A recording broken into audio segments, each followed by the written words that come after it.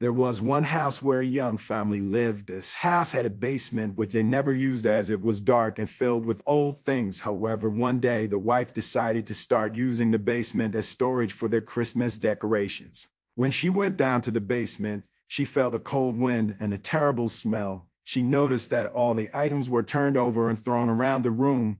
She decided to ignore it and set to work. However, when she was collecting jewelry, she noticed that someone or something was watching her. She felt fear and began to look around, but no one was there. She decided to speed up the work and quickly get out of the basement.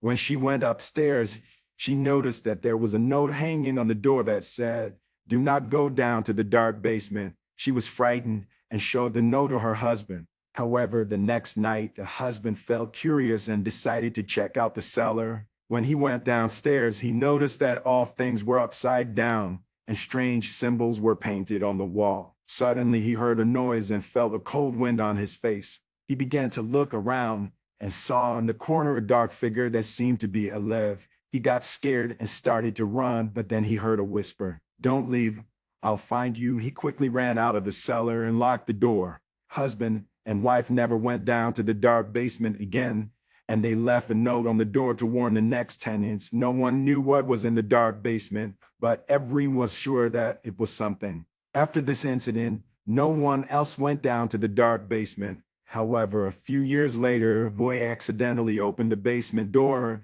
and went downstairs. He saw all the things were turned over and thrown all over the room, and the same strange symbols were painted on the wall. He began to look around and noticed that the darkness had become even denser. Suddenly, he heard a whisper, "Don't leave, I'll find you." He got scared and started to run, but the door was locked. He was locked in a dark basement alone with his fear.